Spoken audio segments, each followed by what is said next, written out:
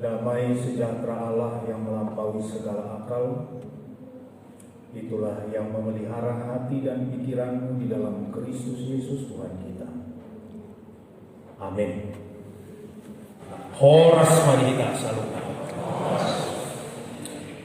Mingguta sadarion namar buar misericordias Domine, namar lapatan, atau yang berarti bumi penuh dengan kasih setia Tuhan. Dan firman Tuhan yang menjadi dasar khotbah kita diambil dari 1 Petrus 1 ayat 17 sampai ayatnya yang ke-23. Saya akan bacakan untuk kita semua. Dan jika kamu menyebutnya Bapa, yaitu Dia yang tanpa memandang muka menghakimi semua orang menurut perbuatannya, maka hendaklah kamu hidup dalam ketakutan selama kamu menumpang di dunia ini.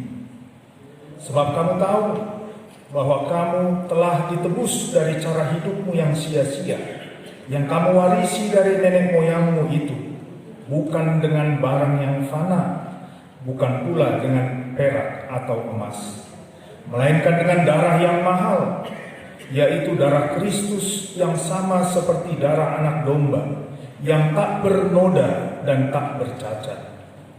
Ia telah dipilih sebelum dunia dijadikan, tetapi karena kamu, Ia baru menyatakan dirinya pada zaman akhir.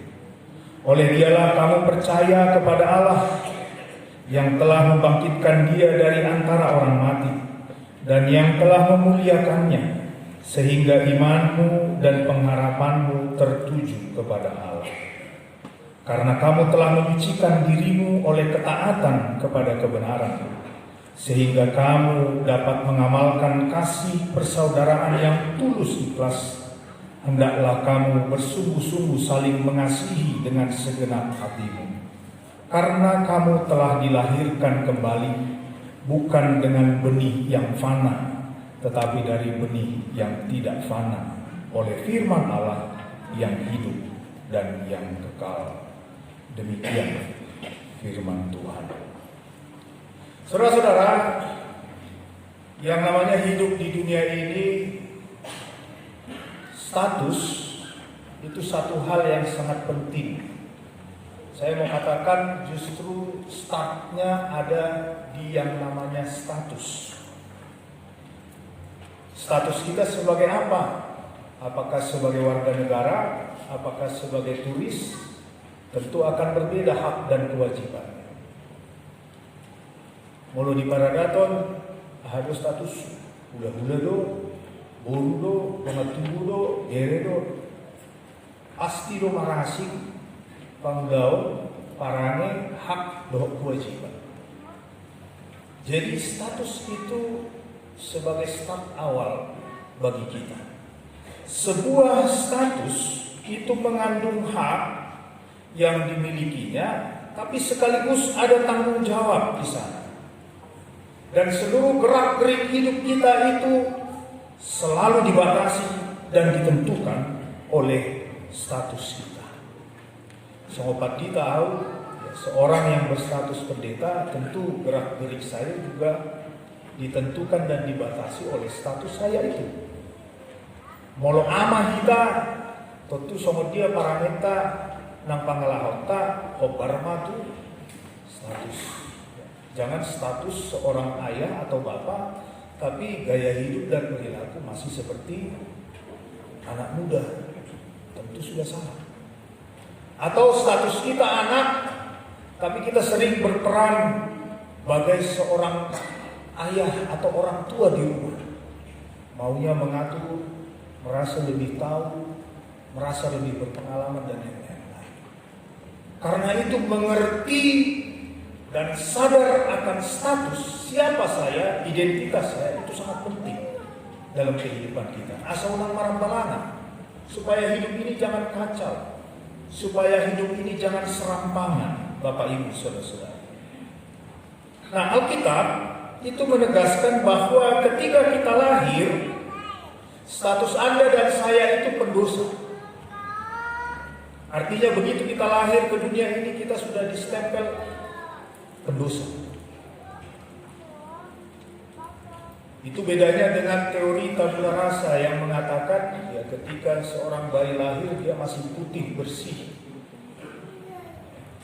Tapi secara teologi, secara iman Kristen, ya kita ini lahir sudah sebagai pendosa. Oleh karena itu segala gerak-gerik perilaku kita dibayangi, dipengaruhi, dibatasi, dikendalikan dan diarahkan, bahkan didikte oleh dosa.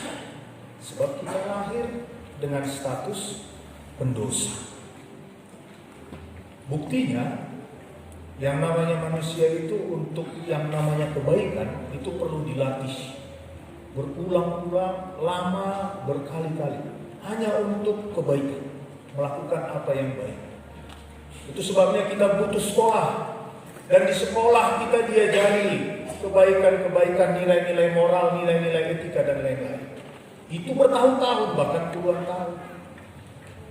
Tapi kalau untuk hal yang jahat, ini sekali saja melihat, sebentar saja mencontoh, manusia itu cepat menang. Kenapa begitu? Karena memang kita sudah punya kecenderungan untuk berbuat dosa. Hobartu status tai ngakani.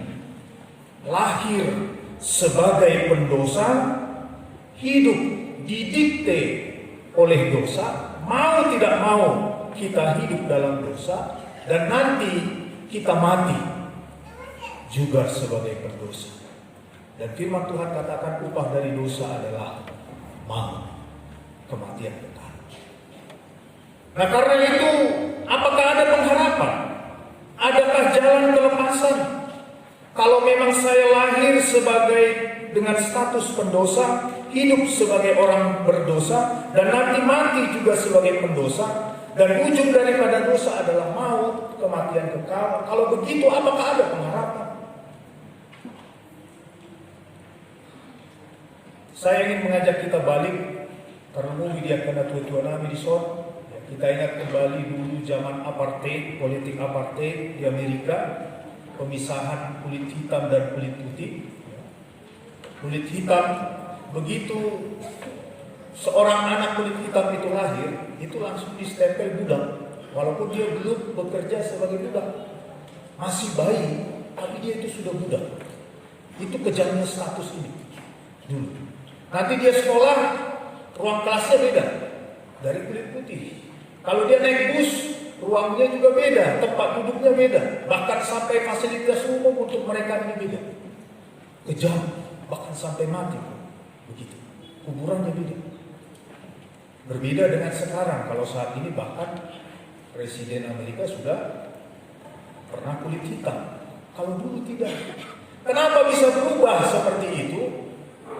Kita tentu ingat Abraham Lincoln,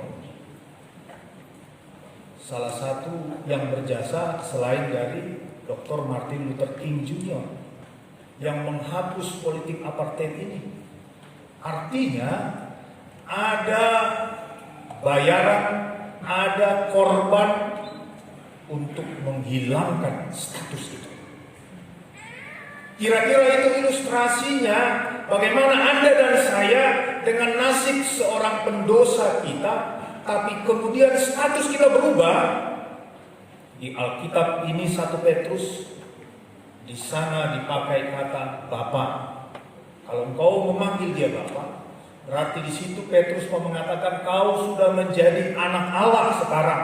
Statusmu sekarang anak Bapa, bukan lagi budak dosa. Dan perubahan status itu dikatakan di sini bukan dengan tebusan perak, emas, dan yang lain-lainnya. Lebih daripada itu, yaitu darah Kristus. Ada darah yang ditumpahkan, korban yang disembelih untuk mengubah status kita menjadi baru. Karena itu tadi Bapak Ibu di ayat 17 dikatakan, dan jika kamu menyebutnya Bapa,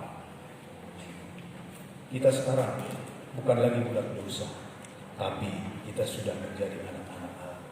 Paimo mai uhir mai di rohanta, mari kita kembali disadarkan. Saya punya status, saya punya identitas, bukan budak dosa. Dosa bukan lagi keharusan, dosa bukan lagi di atasku. Aku tidak lagi menjadi budaknya, tapi sekarang saya di atas dosa. Dosa sudah menjadi pilihan. Nah, itu kira-kira yang menjadi tujuan dari Rasul Petrus mengirimkan surat ini kepada orang percaya di daerah Asia Kecil. Asia Kecil na julu di hati-hati ang kunwain bahira-hira di luar Turki sekitar. Orang Kristen waktu itu ya minoritas seperti kita di Indonesia. Kalau kita baca di 1 Petrus 2 ayat 12, ayat 18, 19, 1 Petrus 3, 1 Petrus 4 ayat 18, 19 di situ dijelaskan bahwa orang Kristen yang minoritas ini pekerjaannya kebanyakan hamba.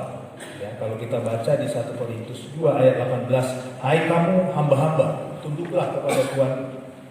Baru dikatakan lagi di 1 Korintus 2 ayat 12, sering difitnah dan sering ditindas bahkan menderita. Karena tekanan hidup ini, karena kekerasan ini, karena marginalisasi ini, orang percaya waktu itu sering lupa akan identitasnya sebagai anak Allah.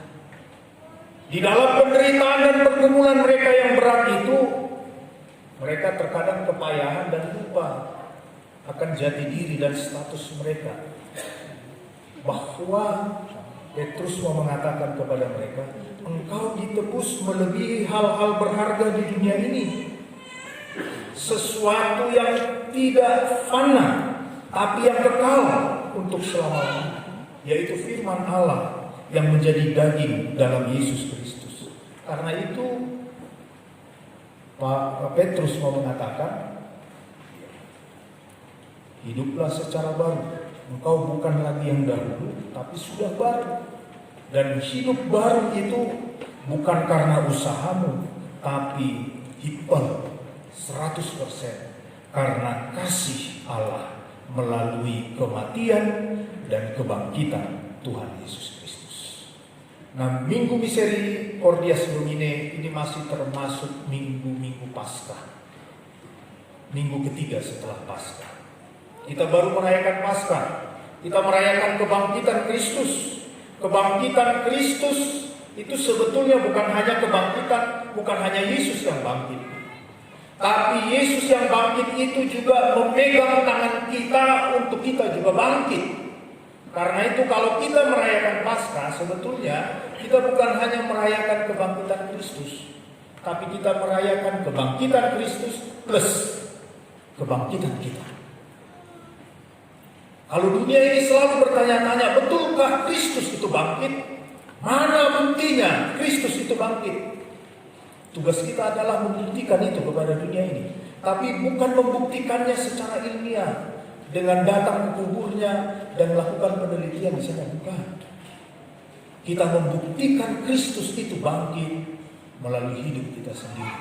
Bahwa kuasa kebangkitan Kristus itu ada dan berkuasa dalam hidup kita, para pengikut Kristus. Maka dunia akan melihat, toholo hehe Kristus terida siap halak Kristen waso haheni Kristus terida siap Kristen.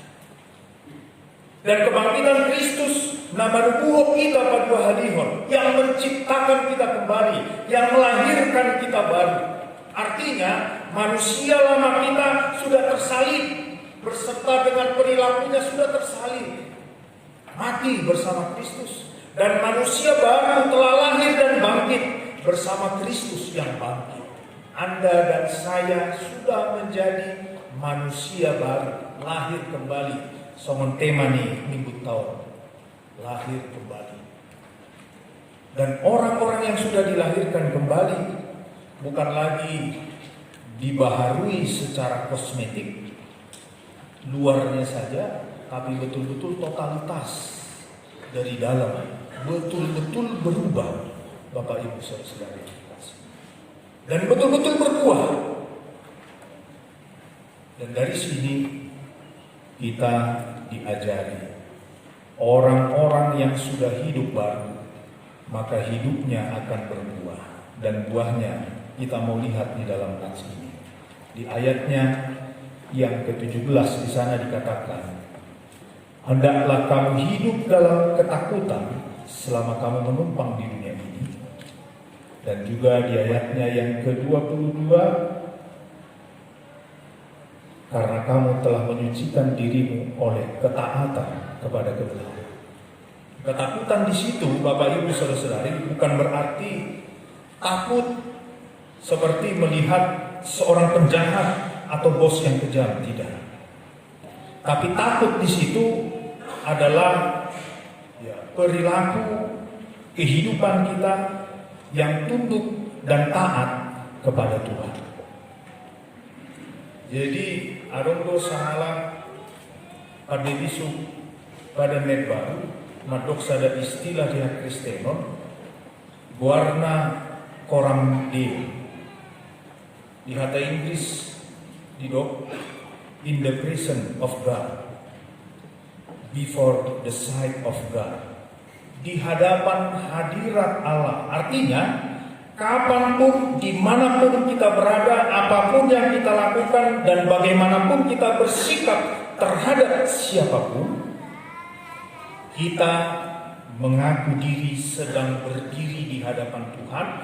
Tuhan ada di situ, dan Tuhan yang berwibawa itu pantas dimuliakan di situ.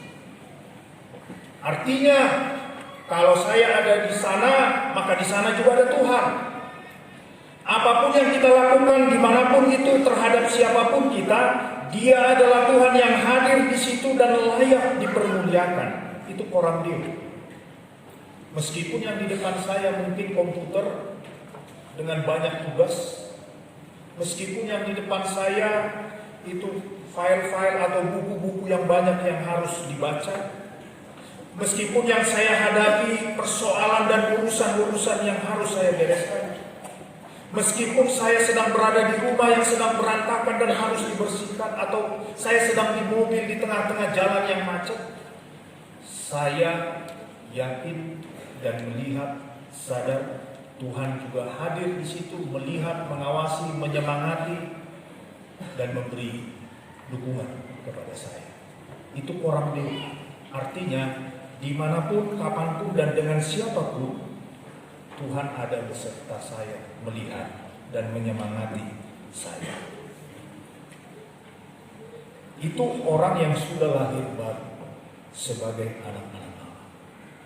Dan yang kedua, buah dari kehidupan yang sudah lahir baru di ayat yang 22, yaitu dikatakan di situ, hendaklah kamu dapat mengamalkan kasih persaudaraan yang tulus ikhlas, hendaklah kamu bersungguh-sungguh saling mengasihi dengan segenap hati. Yang pertama tadi, hidup dalam ketaatan dan ketakutan, bahwa Allah itu selalu ada di depan kita, bersama dengan kita di hadiratnya yang mulia itu, mengawasi dan melihat kita. Itu sebabnya kita harus selalu taat dan takut akan Tuhan. Siapapun kita dan apapun profesi kita. Takulat di gereja, alai tiki di warung, merjualah kita, tiki di pasar, tiki di kantor, anang di dia kita. Orang. Dan buah yang kedua yaitu kasih.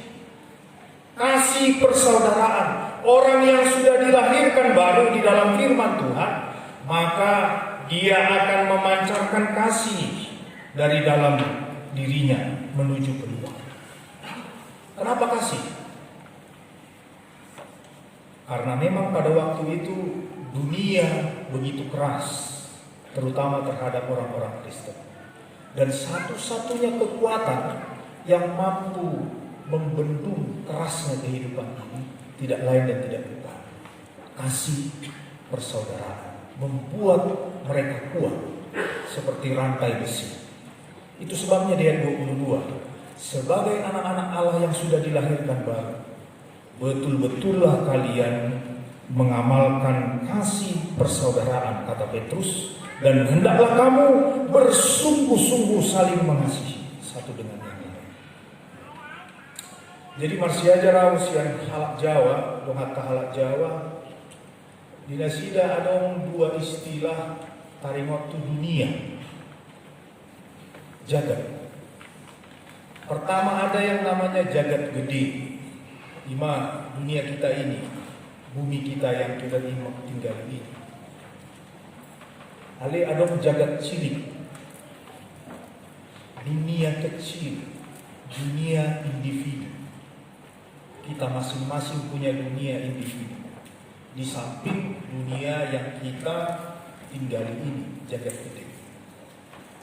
Ya, kita harus akui bahwa dunia yang berdosa ini dipenuhi dengan kejahatan, kekerasan, kekacauan, marginalisasi, dan yang lain-lain, manipulasi. Tapi Anda bisa bayangkan, kalau jagat gede ini sudah begitu keras, jahat, dan kacau, sementara dunia individu kita, keadaan batin hati kita ini juga kacau. Wah, saya tidak tahu lagi kalau saya menghidupi hidup yang seperti itu. Saudara-saudara yang terkasih, itu sebabnya kita bersyukur meskipun dunia yang penuh dengan dosa dan rusak ini, tapi di dunia ini masih banyak individu-individu yang punya dunia jagat cilik, dunia individu yang positif, yang optimis, yang tetap semangat, yang tabah, yang berpengharapan, dan juga memiliki roh melayani yang tinggi, yaitu mereka yang sudah menerima kasih Kristus, kasih setia Kristus di dalam dirinya. Mereka lah orang-orang yang walaupun dunia sekitarnya tidak ramah, yang walaupun jagat gede ini penuh dengan kekerasan dan kejahatan, tapi dunia individunya tetap kokoh, optimis, semangat, berpengharapan. Kenapa? Karena dia sudah menerima kasih Allah melalui Paskah, pengorbanan Kristus dan kebangkitan Kristus sudah dia terima. Artinya orang-orang yang sudah menerima dan mengimani kasih setia Tuhan, maka dia akan katakan kepada dirinya, saya ini dicintai. Tidak ada yang bisa mengubah kebenaran itu, bahwa Allah itu begitu mengasihi saya. Harganya bukan perak dan emas, tapi harganya adalah lebih dari itu. Yesus nyawanya sendiri. Itu berarti saya begitu berharga. Saya ini begitu dikasihi. Dia tegar, dia kuat karena dia tahu dirinya dicintai. Dicintai banyak orang, keluarganya kah, temannya kah, sahabatnya kah, dongannya di gereja kah, tapi terlebih Allah mencintai dia. Misericordias Domini. Bumi penuh kasih setia Tuhan. So dia bumi yang berdosa ini, yang penuh dengan kejahatan, kekerasan, penyimpangan, dan yang rusak ini. Tapi di satu pihak, minggu ini mengatakan bumi ini penuh dengan kasih setia Tuhan. Tentu di situ ada tugas kita. Ketika dikatakan misericordias Domini, bumi ini penuh dengan kasih setia Tuhan, itu berarti tugas Anda dan saya yang sudah terlebih dahulu menerima kasih setia Tuhan itu melalui adopsi, pengangkatan, penggantian status dari budak dosa menjadi anak Allah. Tugas kita lah untuk menyebarkan kasih setia ke tengah-tengah dunia ini, supaya bumi ini penuh dengan kasih setia Tuhan. Sekali lagi saudara-saudara, satu-satunya kekuatan yang dapat menandingi keras dan ganasnya gelombang dunia ini, satu-satunya kekuatan adalah kasih. Kasih ini senjata yang paling ampuh untuk melawan ketidakramahan dunia ini. Jadi kalau kasih tidak tinggal di dalam batin dan hati kita dirasakan dalam diri seseorang, sesungguhnya dia sedang berada di dalam bahaya. Daku orang tokoh daun. Ale menurut tu orang-orang yang paling rapuh di dunia ini adalah mereka yang tidak merasa dirinya dicintai dan dikasihi. Ini orang-orang yang paling rapuh. Dia merasa dirinya tidak dikasihi dan dicintai. Lansia akan tuan lagi so. Dung lansia herana itadikon. Wah, itu sakit sekali. Atau ada anak-anak yang ditinggalkan orang tuanya, tidak diharapkan kelahirannya. Atau ada anak-anak remaja yang ditinggalkan akibat perceraian orang tuanya. Mungkin kita ada pekerja yang menerima PHK dengan sepihak, tidak merasa dihargai dan dikasihi. Atau anak-anak yang di rumah, walaupun di rumah ada orang tuanya di sana, tapi merasa tidak pernah disentuh, tidak pernah diperhatikan. Orang-orang seperti ini orang-orang yang paling rapuh, mudah jatuh ke dalam dosa. Orang-orang yang merasa ditolak dan tidak dicintai di dunia ini, sehingga dunia individunya sangat berpotensi untuk menjadi gelap dan hitam. Coba maju amangin aku, ya, anak tai maju. Mungkin di sekolah nggak gudang tugasnya. Kona buli musik mungkin. Roh tu jalu, kona sobah kan musik. Ya. Atau mungkin ya dia punya masalah berat di sekolah, baik itu tugasnya atau mungkin perlakuan teman-temannya di rumah. Dia tidak terbuka. Dunia sekitarnya di rumah itu mungkin adem-adem saja. Tapi dunia batinnya, dunia individunya siapa yang tahu? Sedang gelap. Itu banyak terjadi. Manang dihita ka ama.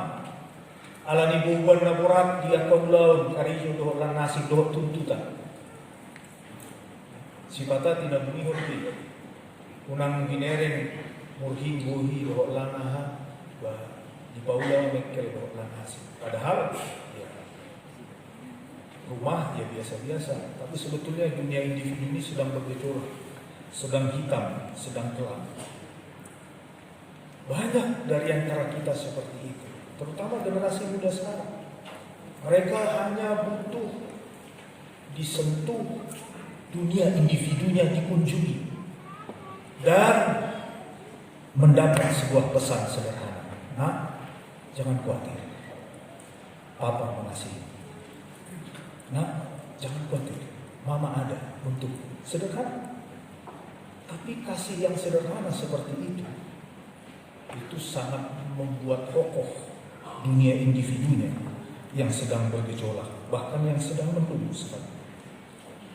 Hanya satu yang dapat menolong orang-orang seperti itu untuk bangkit, yaitu cinta kasih. Misericordias Domini. Minggu ini adalah kesempatan yang baik untuk berbagi kasih, sebab kita sudah lebih dahulu menerima kasih setia Tuhan, dan biarlah dunia ini juga penuh dengan kasih setia Tuhan. Tapi terlebih dahulu dunia yang ada di rumah kita, anak kita, istri kita, suami kita, di tengah-tengah gereja ini. Pesannya sederhana, engkau dikasihi. Maka dunia kita ini misericordias ini penuh dengan orang-orang yang menerima kasih Tuhan. Sederhana sekali.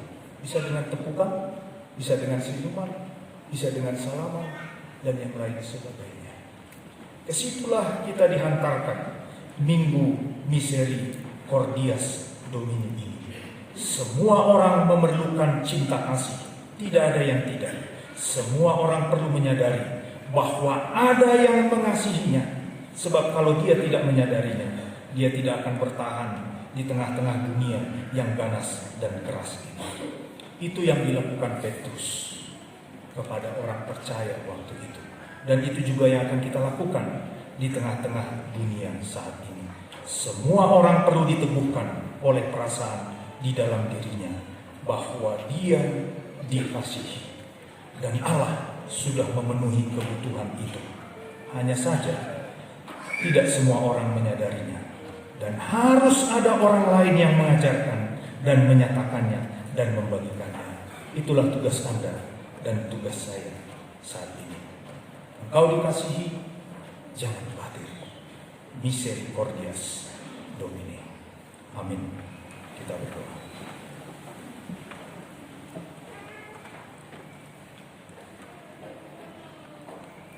Bapa di dalam surga, Bapa yang maha baik, yang penuh kasih.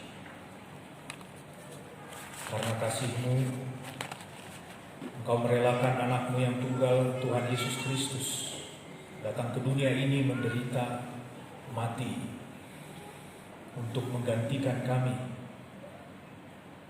sebagai hukuman dosa, dan juga bangkit mengalahkan kematian. Maka kami pun Tuhan anugerahi keselamatan, hidup baru. Kami yang lama sudah mati bersama dengan Kristus, dan saat ini adalah kami yang baru. Kami yang sudah dibangkitkan bersama dengan Kristus. Dosa tidak lagi berkuasa atas kami. Dan saat ini kami diingatkan kembali di tengah-tengah dunia yang kejam, yang keras, yang penuh ketidakadilan dan kejahatan ini. Tuhan mengingatkan kami, misericordias Domini, bumi penuh dengan kasih setia Tuhan. Terlebih dahulu Engkau mengasihi kami, kasih setia-Mu menyelamatkan kami. Dan biarlah itu tertanam di dalam hati pikiran kami, bahwa Allah sangat mengasihi kami. Bagaimanapun kami, apapun kelemahan kami, siapapun kami, apapun identitas kami, begitu buruknya pun kami dan banyaknya dosa kami, Tuhan, Engkau mengasihi kami dan melahirkan kami kembali. Sehingga dengan iman lahir baru yang sudah dimerdekakan ini, hidup kami menjadi hidup yang optimis, bersemangat, dan penuh pengharapan. Kami mau membuka lembaran baru. Tapi bukan hanya itu saja ya Tuhan. Hari ini kami diingatkan akan tugas kami untuk hidup taat dan takut akan Tuhan. Bahwa kami sudah menjadi anak-anak Allah, anak-anak terang. Dan kami juga akan membawa kasih setia, menyebarkan kasih itu ke tengah-tengah dunia ini, ke sebanyak mungkin orang, terlebih di tengah-tengah keluarga kami masing-masing. Misericordias Domini. Jaga rumah kami penuh dengan kasih setia Tuhan. Bahkan gereja ini, para parhaladu, ruas jemaat, dari anak-anak sampai orang tua bahkan lansia, seluruhnya adalah orang-orang yang menerima kasih setia Tuhan. Dan Tuhan juga yang memberkati HKBP Bandung Barat ini dalam setiap pelayanannya, dan juga apa yang dilakukan dan dilayankan ke tengah-tengah jemaat. Biarlah nama-Mu yang dimuliakan, dan para parhaladu merasa puas di dalam melayani, dan jemaat merasa terberkati. Bapa di dalam surga, ampuni kami dari segala dosa kesalahan kami, dan perbaharilah kehidupan kami hari lepas hari. Dalam Yesus Kristus kami berdoa. Amin.